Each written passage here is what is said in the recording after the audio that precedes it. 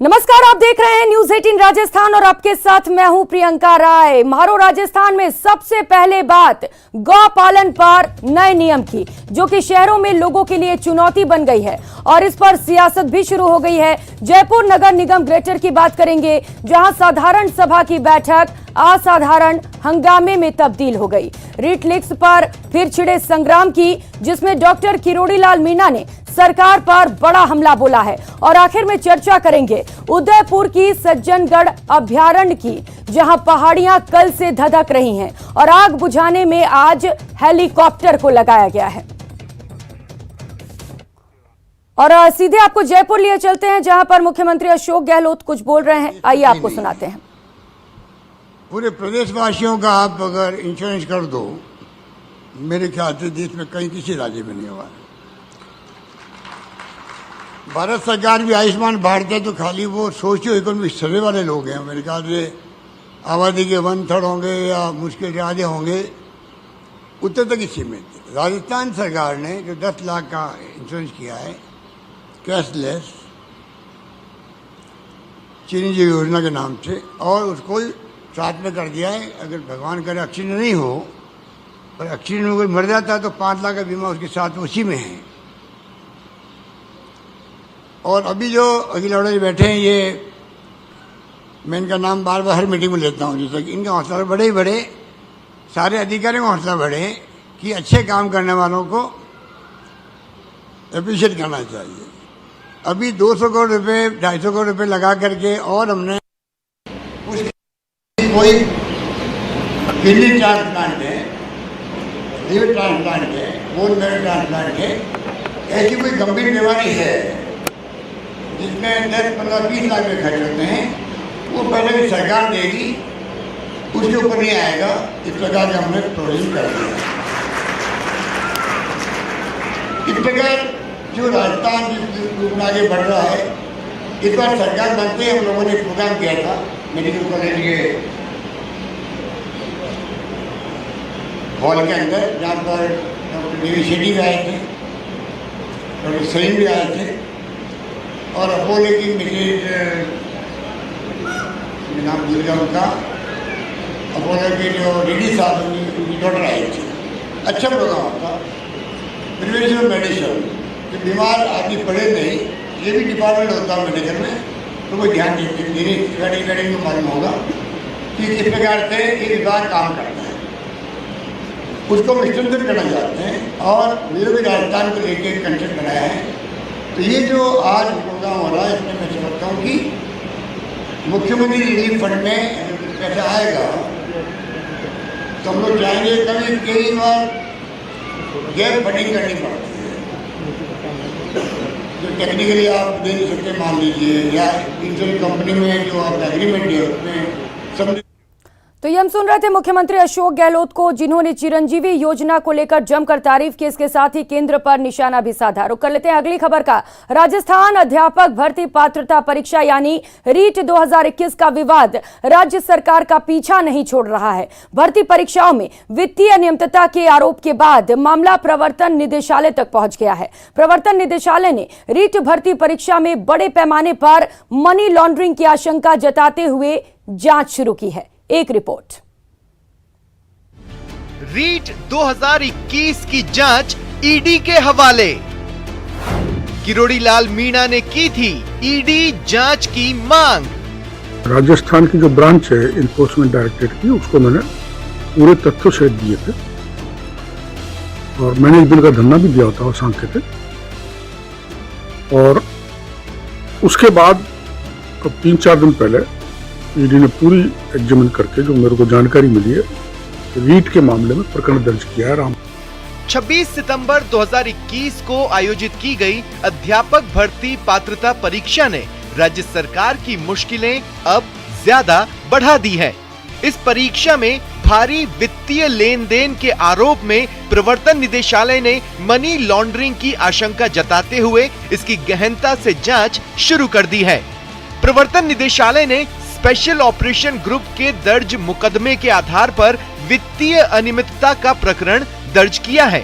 SOG ने paper leak प्रकरण में शामिल लोगों पर ताबड़तोड़ कार्रवाई करते हुए 1 करोड़ 20 लाख से ज्यादा कैश जब्त किया था, तो 43 लोगों को भी गिरफ्तार किया। वहीं सांसद डॉक्टर किरोड़ीलाल मीणा का मानना है कि ईडी की जांच से लाखों बेरोजगारों को न्याय मिलेगा।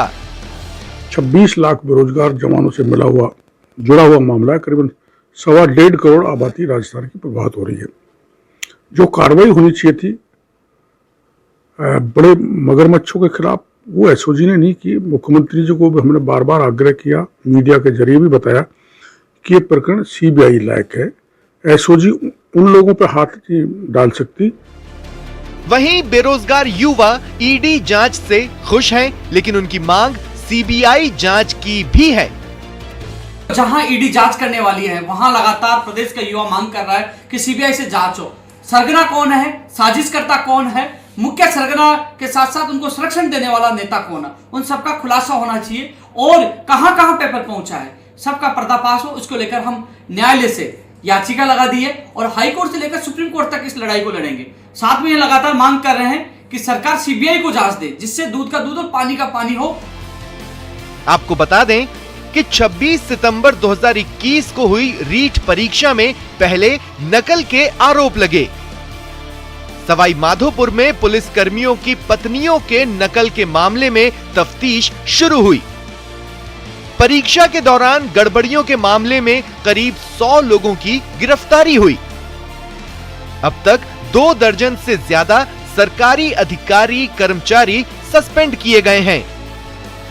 नकल कांड में आरएएस और आरपीएस अफसरों की लापरवाही और मिलीभगत सामने आई। 1 आरएएस, 2 आरपीएस, शिक्षा विभाग के 13 और पुलिस विभाग के 3 कर्मचारियों को सस्पेंड किया गया। बढ़ते दबाव के बीच सरकार ने मामले की जांच एसओजी को सौंपी। मास्टरमाइंड बत्तीलाल मीणा की इस मामले में गिरफ्तारी हुई। बत्तीलाल मीणा के संबंध कई राजनीतिक लोगों से उजागर हुए। एसओजी जांच में मुख्य आरोपी के तौर पर रामकृपाल मीणा सामने आया। भजनलाल बिश्नोई, उदाराम बिश्नोई और बत्तीलाल मीणा को पेपर लीक का मुख्य आरोपी माना गया। इस मामले में राजस्थान माध्यमिक शिक्षा बोर्ड के अध्यक्ष डीपी जारोली को बर्खास्त किया गया। हालांकि एसओजी की जांच पर बीजेपी ने सवाल उठाए थे।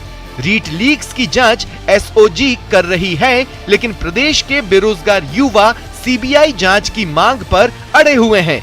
अब नजर ईडी की जांच पर होगी, जिसमें मिले सबूत के बाद रीट परीक्षा 2021 को लेकर बेरोजगारों के मन में उठे सवालों का जवाब मिल पाएगा। राकेश शर्मा, न्यूज़ 18 राजस्थान, जयपुर। उधर मरुधरा के शहरों में पशुपालन को लेकर स्वायत्त शासन विभाग के नए आदेश पर विवाद हो गया है। बीजेपी इस आदेश को गौपालन के खिलाफ मानकर सरकार पर निशाना साध रही है, तो कांग्रेस इसे प्रगतिशील कदम बता रही है। देखिए ये खास रिपोर्ट। मरुधरा में फिर गाय वाली सियासत, गौपालन के नए कानून पर विवाद। सोचता हूँ ये उनकी मूर्खता है। सामान्यतः शहर का व्यक्ति वैसे भी नहीं गाय पालता है, क्योंकि जिस जगह पर गाय रखे वो जगह इतनी महंगी है कि वो उसके लिए संभव होती नहीं। मरुधरा में गाय फिर राजनीति के केंद्र में है। इस बार विवाद स्वायत्त शासन विभाग के पशुपालन संबंधी नए नियम को लेकर है। मामला गाय से जुड़ा है तो बीजेपी का सवाल लाजमी है, लेकिन कांग्रेस उन्हीं सवालों के जरिए बीजेपी पर वार कर रही है। तो बीजेपी इस फैसले के जरिए सरकार की मंशा पर सवाल उठा रही है। रहा सवाल गाँवों में और जहाँ जगह है, गाय अगर पालेंगे नहीं तो सारी गायें सड़क पे होगी, और सड़क पे होगी तो इस गौ को बचाओगे कैसे। तो मैं सोचता हूँ कानून बनाओ, लेकिन कानून वो बनाओ जिसकी पालना करा सकते हो। अगर कानून ऐसा बनाते हो जो उसकी अवहेलना होनी है ये समझते हो, फिर कानून क्यों बनाते हो। एक बात आप मानकर चलिए, पहले तो झंझट चल रहा था कि शहरी क्षेत्र में एक भी होती थी तो उठा के ले जाते थे। अधिकतर लोगों की डिमांड थी कि कम से कम एक गाय पालने की तो परमिशन दो। तो एक गाय पालने की तो मतलब ये हो गई कोई जाके उनको तंग नहीं कर सकता, घर वाला रख सकता है। तो ये गो सेवा के लिए बहुत बड़ा डिसीजन है।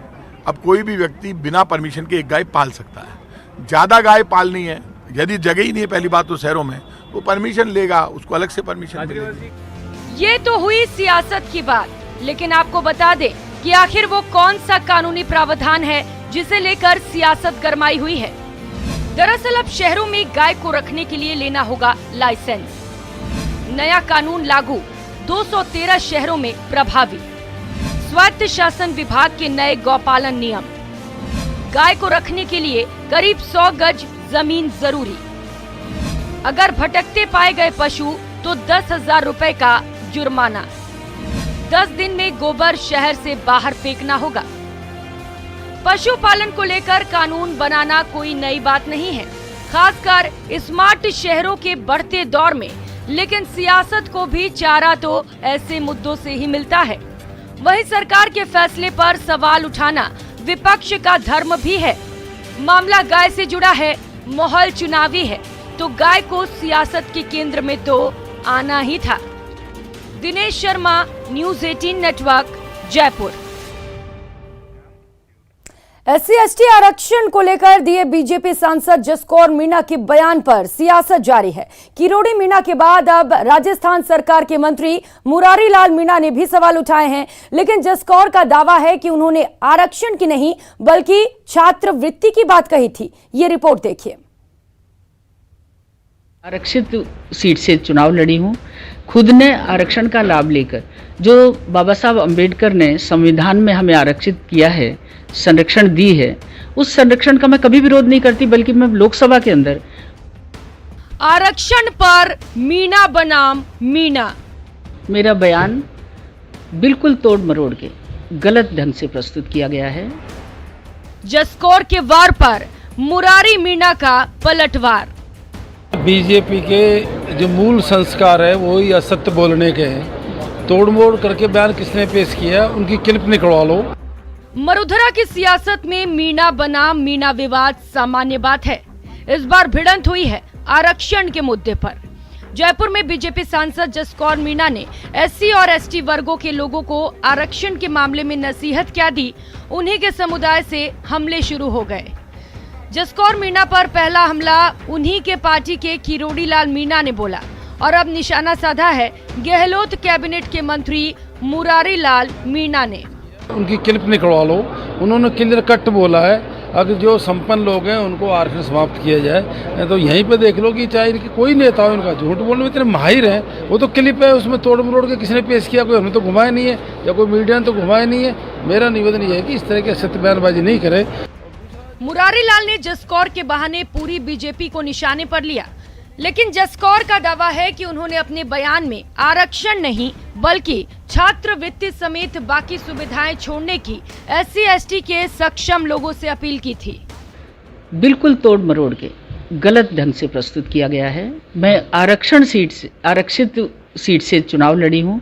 खुद ने आरक्षण का लाभ लेकर, जो बाबा साहब अम्बेडकर ने संविधान में हमें आरक्षित किया है, संरक्षण दी है, उस संरक्षण का मैं कभी विरोध नहीं करती, बल्कि मैं लोकसभा के अंदर कि जिस तरह से मोदी जी ने आह्वान किया था कि गैस की सब्सिडी सक्षम लोग छोड़ दें, ठीक उसी प्रकार मेरा वक्तव्य था कि हम भी जो सक्षम हैं वो छात्रवृत्ति का और जो ST/SC के लिए अनुदान दिया जाता है उसका हम परित्याग करें।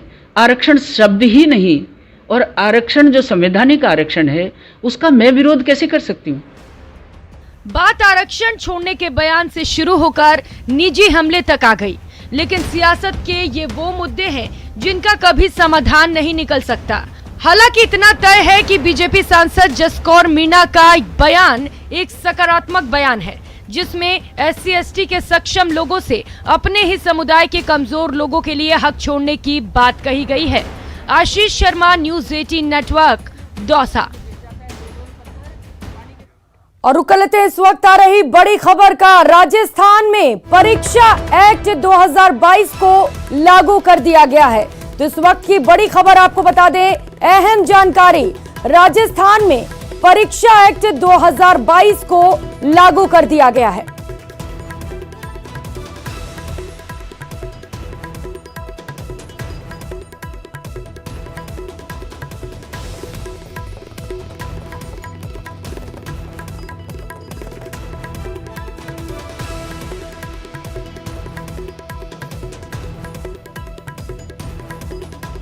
तो आपको जानकारी दे दें कि हाल ही में रीट को लेकर विवाद हुआ था, परीक्षा में धांधली हुई थी। इसके बाद ये और ज्यादा जानकारी के साथ सहयोगी लवली इस वक्त हमारे साथ जुड़ चुके हैं। लवली, क्या कुछ जानकारी? देखिए, बिल्कुल लंबे समय से इसका इंतजार हो रहा था और बहुत बड़ी बात है कि अब ये भर्ती सही समय पर जो है वो पूरी की जा रही है। भर्तियों को लेकर के जो मुख्यमंत्री अशोक गहलोत ने अपने बजट भाषण में भी इसका जिक्र किया था, वो लगातार इस बात को कह रहे हैं कि बेरोजगारों को रोजगार देना राजस्थान सरकार की प्राथमिकता है।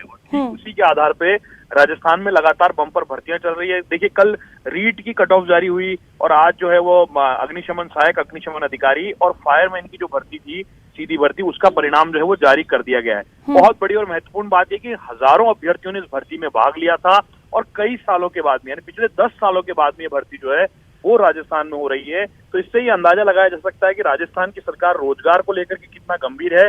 और जो सरकार ने कमिटमेंट किया था पिछले बजट में और चुनाव में आने से पहले पिछली बार बीजेपी के सामने जब उन्होंने अपना चुनावी घोषणा पत्र रखा था, तो उसमें भी ये बात कही गई थी कि वो राजस्थान में ज्यादा से ज्यादा 1 लाख से ज्यादा लोगों को रोजगार देंगे। तो सरकार उस टारगेट के आसपास पहुंचती हुई नजर आ रही है और सरकार जो है वो मिशन 2023 की तैयारियों में है। तो इसलिए भर्तियों में किसी प्रकार की कोई कोताही ना हो, उसको लेकर के सरकार ने पूरी तरह से जो एक्शन मोड में है। और कर्मचारी चयन बोर्ड ने आरपीएससी की तर्ज पे, यूपीएससी की तर्ज पे अपना जो टाइम टेबल है वो जारी किया है और उस टाइम टेबल का ही नतीजा है कि तय समय पर भर्तियों की जो पूरी प्रक्रिया है वो पूरी की जा रही है। परिणाम जारी हो रहे हैं। परिणाम जारी होने के साथ साथ में अब भर्ती प्रक्रिया के दौरान जो है नौकरी देने का जो काम है, डॉक्यूमेंट वेरिफिकेशन के बाद जो ज्वाइनिंग का काम है, वो युद्ध स्तर पर पूरा करने के लिए डायरेक्शंस जो है वो सरकार की ओर से दिए गए हैं। यानी आप समझ सकते हैं कि सरकार पूरी तरह से गंभीर है और बेरोजगारों की मांगों को लेकर के सरकार ने खास तौर पर ध्यान लगाया है और उम्मीद यही की जा रही है कि आने वाले दिनों में ये भर्ती प्रक्रिया जो है वो पूरी तरह से पूरी कर ली जाएगी। जी बिल्कुल लवली, बेरोजगारी को लेकर सरकार लगातार गंभीर रहती है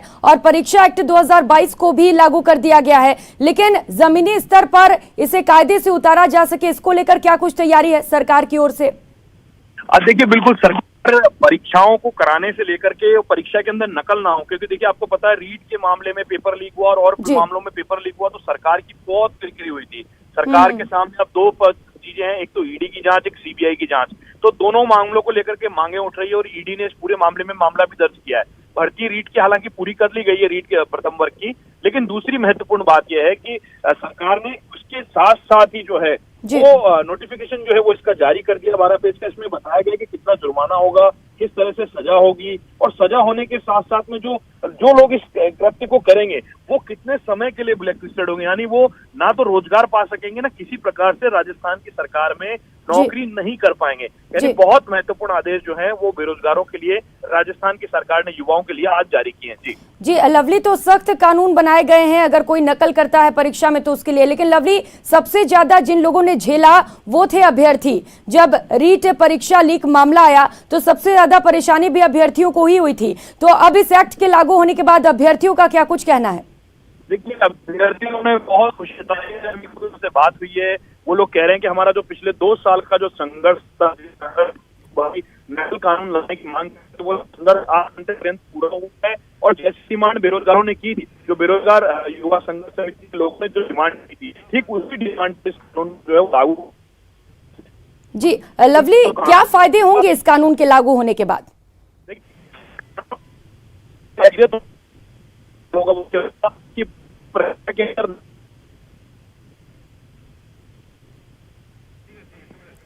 चलिए, तो लवली बहुत शुक्रिया आपका तमाम जानकारियों के लिए। और इस वक्त हमारे साथ खुद शिक्षा मंत्री बीडी कल्ला फोन पर जुड़ चुके हैं। स्वागत है सर आपका न्यूज 18 राजस्थान पर। धन्यवाद सर, ये परीक्षा एक्ट 2022 लागू किया गया है, क्या कुछ इससे लाभ मिलेंगे लोगों को?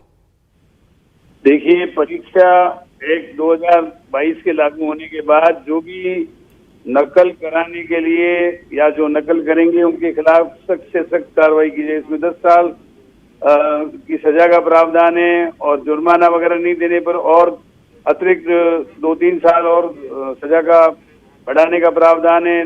इसमें लगभग 9 से 10 करोड़ रुपए जो है वो जुर्माने का प्रावधान है। उनकी संपत्ति को नीलाम करने का प्रावधान है। अब मैं समझता हूँ कि इतने सख्त प्रावधानों के बाद बहुत कम चांसेस रहेंगे कि भाई कोई नकल करने की हिमाकत करे, और जो संगठित गिरोह है उसके ऊपर भी अंकुश लगेगा।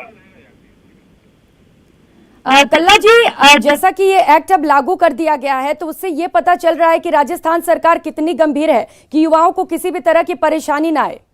हमारे माननीय मुख्यमंत्री जी ने रीट का पेपर L2 का जब आउट हुआ था तो ये कहा था हम जल्दी से जल्दी इसके बारे में एक्ट लाएंगे। हम विधानसभा के बजट सत्र में ये एक्ट ले आए, उसको पारित कर दिया, और आगे भी इसमें माननीय महामहिम राज्यपाल महोदय के दस्तखत वगैरह हो गए, ये लागू हो गया है। तो आप ये निश्चित मानिए कि उन्होंने जो प्रॉमिसेस की थी उसको पूरा किया है। और अब हम जुलाई में 23 और 24 जुलाई से L1 और L2 की पात्रता का रीट टेस्ट कर रहे हैं, उसमें निश्चित रूप से हमको करवाने में सुविधा रहेगी, और जो भी मतलब हमको और सावधानियां बरतनी है उसको हम बरतते हुए बहुत निष्पक्षता के साथ रीट के एग्जामिनेशन करवा पाएंगे। जी बिल्कुल बीडी कल्ला जी, मुख्यमंत्री अशोक गहलोत ने वादा किया था और आज इस वादे को उन्होंने पूरा भी कर दिया है। बहुत शुक्रिया आपका न्यूज़ 18 राजस्थान के साथ जुड़ने के लिए। और चलिए आपको सीधे जयपुर लिए चलते हैं, जहां पर मुख्यमंत्री अशोक गहलोत मीडिया से मुखातिब हो रहे हैं। मैं उनका एजेंडा आगे बढ़े चुनाव का, बाकी जो दंगे हुए हैं, लोग मारे गए हैं, बुलडोजर चढ़े हैं, वहाँ जाना चाहिए लोगों को, बीजेपी के युवा मोर्चा अध्यक्ष जी को या उनके अध्यक्ष को, बीजेपी के अध्यक्ष को वहाँ जाना चाहिए जहाँ पर उनकी खुद की सरकारें हैं। दंगे हुए हैं, आग लगी है, मकान तोड़े जा रहे हैं, उन गरीबों के घरों में जब झोपड़े में जाकर देखो, कोई बंगला टूटा है क्या? कहीं देश में बंगला टूटता है किसी का? गरीब की झोपड़ी टूटती है। तो ये तमाम जो हो रहा है वो अच्छा नहीं हो रहा है।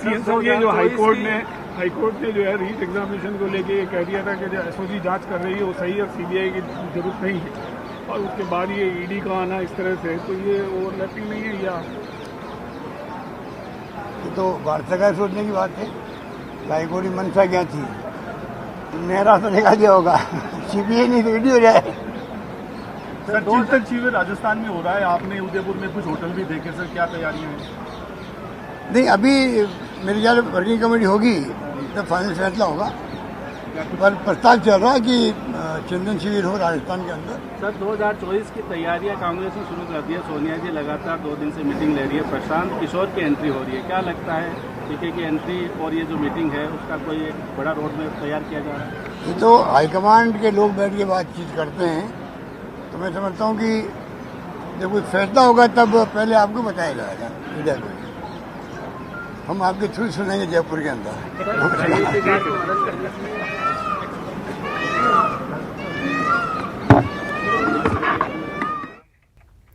ब्रेक के बाद आप सभी का स्वागत है और अब बात साधारण सभा हंगामा असाधारण की। जयपुर ग्रेटर निगम की बैठक में जोरदार हंगामा हुआ। जयपुर नगर निगम ग्रेटर बोर्ड की बैठक में आयुक्त यज्ञमित्र सिंह देव के खिलाफ निंदा प्रस्ताव पारित किया गया। निगम कमिश्नर के खिलाफ निंदा प्रस्ताव लाया गया। ग्रेटर की मेयर सौम्या गुर्जर का बयान सामने आया है। उन्होंने कहा है प्रदेश सरकार से शिकायत की जाएगी।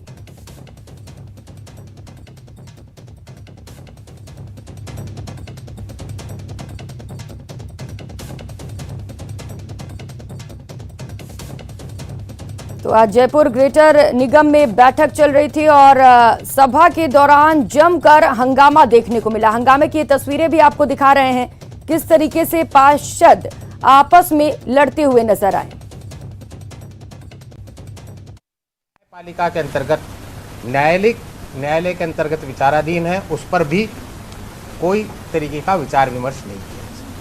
मेरे द्वारा बहुत कोशिश 3 बार ये प्रयास किया गया, समस्त पार्षदगणों को ये समझाया गया कि आप इसमें व्यक्तिगत आक्षेप न लगाएं, परंतु उसके बावजूद भी कुछ समय शांत रहने के बाद भी कतिपय पार्षदों द्वारा इस प्रकार का प्रयास किया गया कि वे अधिकारियों के विरुद्ध निंदा प्रस्ताव इसको पारित करें, जो कि न तो एजेंडे का हिस्सा था और न ही नियमों के अंतर्गत प्रावधानिक था। ऐसी स्थिति में हमारे द्वारा समझाने पर जब वो नहीं माने तो समस्त अधिकारियों द्वारा सर्वसम्मति से ये निर्णय किया गया कि अगर नियम विरुद्ध कोई कार्रवाई की जाती है तो सभी अधिकारी इसका एक साथ बहिष्कार। किस तरह अधिकारियों के जो जवाब थे और पिछले विगत जो 15 महीने हैं, 15 महीनों में किस तरह बर्ताव रहा, और सभी सदस्यों ने बताया जिस तरह से कच्ची बस्ती तोड़ी गई आयुक्त यज्ञमित्र सिंह देव के द्वारा, जिसकी अंतर्राष्ट्रीय स्तर पर जयपुर ग्रेटर नगर निगम की छवि धूमिल हुई। साथ ही जिस तरह जयपुर ग्रेटर नगर निगम यज्ञमित्र सिंह देव के द्वारा कमेटियों पर डिसेंट नोट लगाया गया। साथ ही पार्षदों ने बताया कि जैसे जयपुर ग्रेटर नगर निगम के आयुक्त यज्ञमित्र सिंह देव के द्वारा पार्षदों को जो है जनप्रतिनिधियों का अपमान करते हुए उनको कतारों में लाइन में खड़े करके जन सुनवाई की जाती है, उनसे बैठने के लिए भी उनको नहीं कहा जाता है, और किस तरह ये काफ़ी समय से पार्षद सभी परेशान थे काफ़ी, और पार्षदों की नहीं सुनी जा रही थी। पार्षदों के विकास कार्यों को पार्षदों का कहना है विकास का, इस आधार पर वो सब निंदा प्रस्ताव।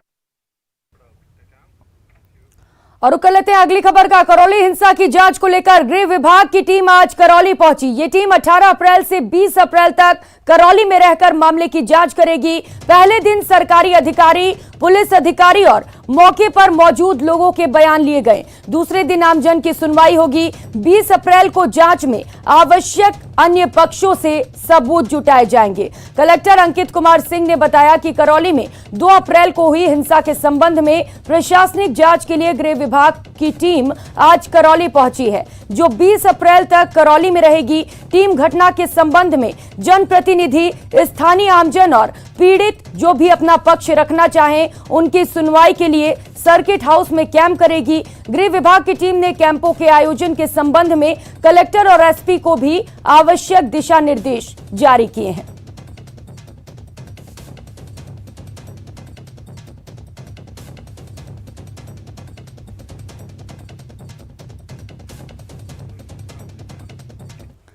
और कर लेते हैं बड़ी खबर का। जमीयत उलेमा ए हिंद का डेलीगेशन करौली पहुंचा है। करौली में दंगा प्रभावित क्षेत्रों का दौरा किया गया।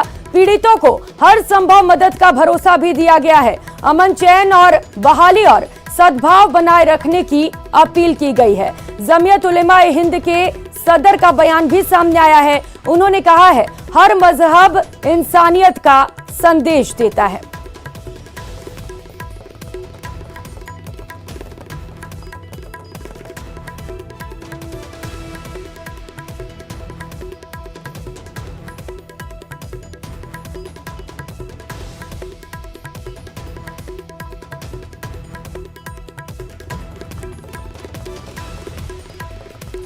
और कर लेते एक और बड़ी खबर का। जयपुर से इस वक्त की बड़ी खबर सामने आ रही है। जयपुर में डेयरी कैश कलेक्शन एजेंट से लूट की वारदात सामने आई है। बाइक सवार 2 बदमाशों ने लूट की वारदात को अंजाम दिया।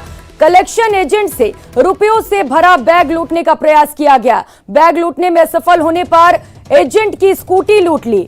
तो जानकारी दे दे, लूटी गई स्कूटी की डिक्की में 8 लाख रुपए रखे हुए थे, जबकि बैग में 5 लाख रुपए थे। लूटने से बचे बजाज नगर थाना पुलिस फिलहाल पूरे मामले की जांच कर रही है। तो ये तस्वीरें आपको दिखा रहे हैं। सबसे पहले न्यूज 18 राजस्थान पर सीसीटीवी फुटेज सामने आ चुका है, जहां पर दिन दहाड़े लूट की वारदात को अंजाम दिया गया। टोंक रोड पर बरकत नगर की यह घटना है और ये सीसीटीवी फुटेज अब सामने आ चुका है। और आप तस्वीरों में देख सकते हैं किस तरीके से जो लुटेरे हैं वो बेखौफ हैं। दिन दहाड़े यहां पर लूट की वारदात को अंजाम दिया गया है।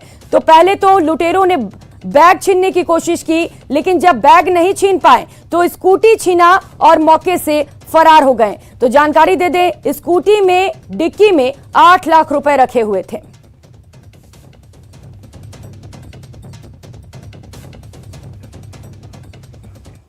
और रुक लेते हैं अगली खबर का। उदयपुर के सज्जनगढ़ के जंगल में फैली आग पर 28 घंटे बाद भी पूरी तरह से काबू नहीं पाया जा सका है। रविवार दोपहर आग लगी थी। जिला प्रशासन, वन विभाग और सिविल डिफेंस की टीमें लगातार मशक्कत कर रही हैं, फिर भी आग पर पूरी तरह से काबू पाने में सफलता नहीं मिली है। 3 फायर ब्रिगेड सहित 24 से अधिक कार्मिक मौके पर जुटे हुए हैं। आग के बढ़ते दायरे को देखते हुए कलेक्टर ने एयरफोर्स से हेलीकॉप्टर मंगवाया है। तो ये तस्वीरें भी आपको दिखा रहे हैं किस तरीके से लगातार सज्जनगढ़ अभयारण्य धधक रहा है।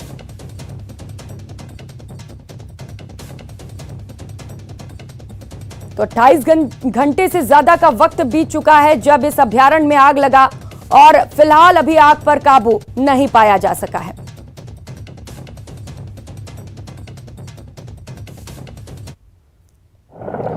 सज्जनगढ़ की अभ्यारण्य में पहाड़ों पे लगी आग लगातार दूसरे दिन भी जारी है। ऐसे में वन विभाग और प्रशासन लगातार इस प्रयास में जारी है कि जल्द से जल्द आग पर काबू पाया जा सके। ऐसे में आग पर काबू नहीं पाया जा सका और जिला प्रशासन को हेलीकॉप्टर बुलाना पड़ेगा एयरफोर्स का। और फलोदी से इस समय हम बड़ी के लेक पे खड़े हैं, जहाँ पर आप देख सकते हैं कि किस तरह से फलोदी से जो एयरफोर्स का जो हेलीकॉप्टर आया है वो पानी को ड्रम में लेकर और जो पहाड़ों पे आग लगी है उन आग को बुझाने का काम करेगा।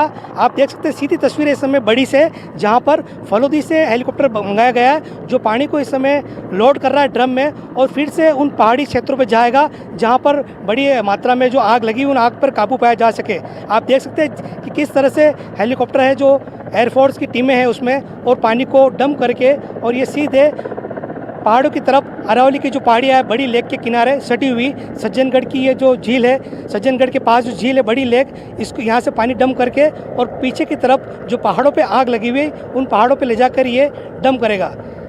हम आपको बता दें पिछले 2 दिन से लगातार यहाँ पर आग लगी हुई है। कल सुबह रविवार से जब आग लगी उसके बाद वन विभाग और प्रशासन इस प्रयास में लगी हुई है कि जल्द से जल्द आग पर काबू पाया जा सके, लेकिन आग धीरे धीरे बढ़ती जो पीछे वाला जो भाग है उस भाग में पहुँच गई और जिला प्रशासन को आज निर्णय लेना पड़ा और एयरफोर्स से फलोदी से इस हेलीकॉप्टर को बुलाया गया और शाम होते ही हेलीकॉप्टर यहाँ पहुँचा और बड़ी लेक से पानी लेता हुआ सीधा इन पहाड़ों की तरफ फिर से जा रहा और जहाँ जाकर ये आग पर काबू पाने का काम कर सकेगा। हम आपको बता दें ये आग लगातार पिछले 2 दिन से लगी हुई है। जिला प्रशासन वन विभाग की टीमें लगातार यहाँ जुटी हुई है क्योंकि यहाँ बायोलॉजी पार्क पास में वन्य जीव क्षेत्र है, काफ़ी बड़ी संख्या में वन्य जीव है, कहीं हताहत ना हो ऐसे में लेकर सभी चिंतित है और लगातार ये प्रयास किया जाएगा कि इस आग को बुझाया जा सके। कमलेश दगनी, न्यूज़ 18 उदयपुर। और अब बात जालौर के उस व्यापारी की जिसने सूदखोरों के आतंक से त्रस्त आकर आत्महत्या कर ली और अब जिसके परिजन न्याय की मांग कर रहे हैं।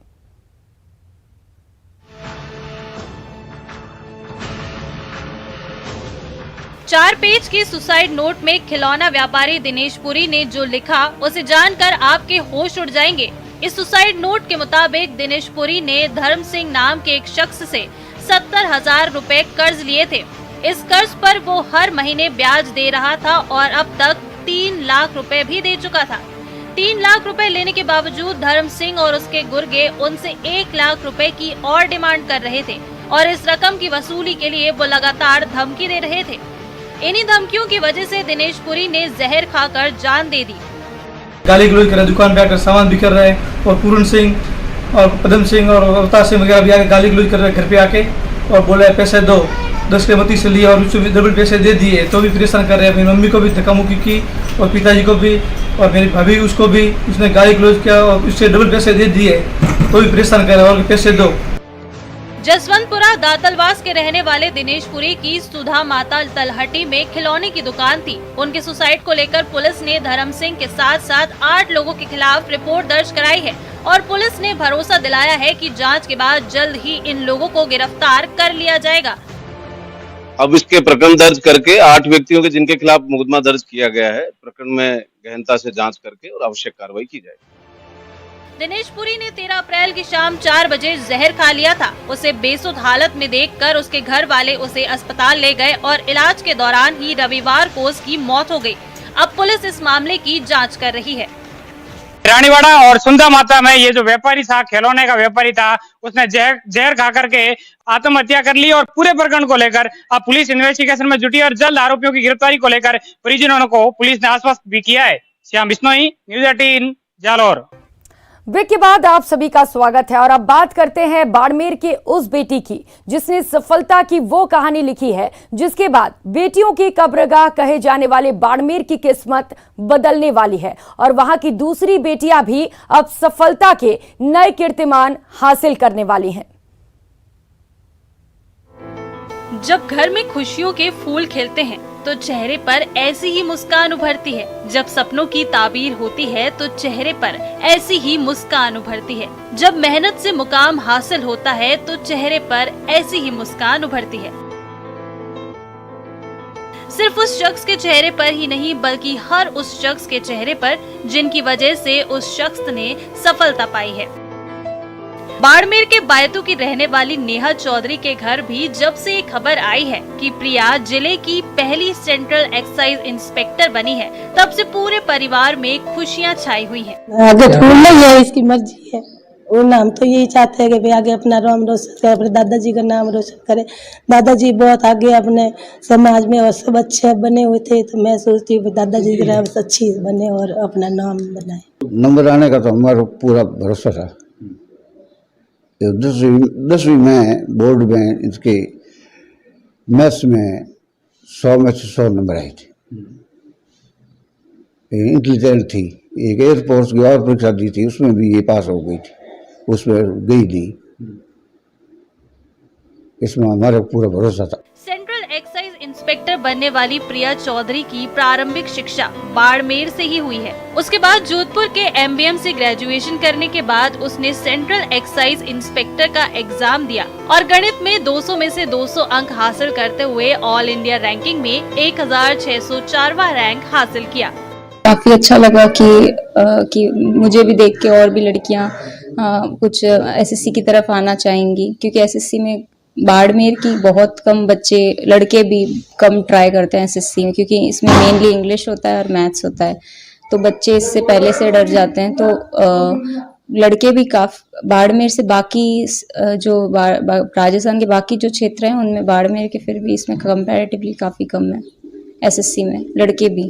कुछ समय पहले तक बाड़मेर को बेटियों का कब्रिस्तान कहा जाता था, लेकिन स्थितियां अब बदल रही हैं। यहाँ की बेटियां भी मिसाल कायम कर रही हैं। प्रिया की सफलता को देखकर तो यही लग रहा है, अभी तो सिर्फ बाड़मेर की प्रिया ने उड़ान भरी है, दूसरी बेटियों के लिए आसमां अभी बाकी है। बाड़मेर से न्यूज़ 18 राजस्थान के लिए प्रेमदान की रिपोर्ट। आज विश्व विरासत दिवस है। इस मौके पर हम आपको बाड़मेर के उस ऐतिहासिक मंदिर की कहानी दिखाने जा रहे हैं जिसकी भव्यता पर विदेशी हमलावरों ने ग्रहण लगाया और आज ये संरक्षण की उम्मीद में अपना वजूद खोता जा रहा है। अद्भुत है पत्थरों पर ये नक्काशी। मुख्यालय से महज 32 किलोमीटर दूर किराडू के ये वो ऐतिहासिक मंदिर हैं जिसकी चर्चा तो पूरी दुनिया में होना चाहिए थी, लेकिन संरक्षण के अभाव और प्रचार प्रसार की कमी की वजह से ये जगह दुनिया की नजरों से दूर है। किराडू की इन मंदिरों का निर्माण 11वीं शताब्दी में परवार वंश के शासकों ने किया था। इसके बाद यहाँ कई राजाओं का शासन रहा। ये किराडू मंदिर प्राचीन मंदिर है, यानी 5 मंदिरों का समूह है और यहीं पे पहले कहते हैं कि 35 मंदिर हुआ करते हैं, उनके अवशेष भी यहीं पे है। उसमें जैसे बच्चे हैं तो 4 बच्चे शिव सोमेश्वर का मंदिर, वो भी भग्नावशेष बचे हुए, एक बचा हुआ है विष्णु का, एंड 5 मंदिर टोटल बचे, 5 में 4 है शिव सोमेश्वर, 1 विष्णु का। इन मंदिरों की बनावट की बात करें तो इनकी शैली मारू गुर्जर शैली की है। इन मंदिरों पर कृष्ण लीला, हाथी, लोक संस्कृति सहित नृत्य मुद्राओं की कलाकृतियां उत्कीर्ण की हुई हैं, जो इस नगरी की भव्यता की गवाही देती हैं। लेकिन अब वैसी भव्यता बची नहीं है। मोहम्मद गौरी के आक्रमण के दौरान इन मंदिरों पर नफरत के जो हथौड़े चलाए गए, उससे इन मंदिरों की भव्यता पर ग्रहण लग गया। विदेशी आक्रमणकारियों ने यहाँ पे अटैक किया, उसकी वजह से ये पूरा टूटा फूटा है। ये तो एक 2 बोर्ड पे लिखा वो।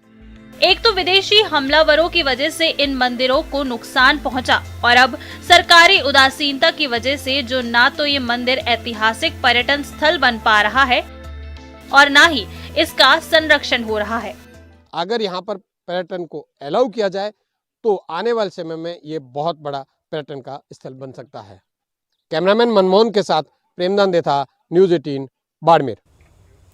वर्ल्ड हेरिटेज डे पर जयपुर की जान, पिंक सिटी की शान, हवा महल का जिक्र न हो, ऐसा कैसे हो सकता है। इसीलिए आज यहां सैलानियों का तांता लगा रहा। सचमुच हवा महल में ऐसा क्या है जो आज भी लोगों और वैज्ञानिकों के लिए रहस्य बना हुआ है।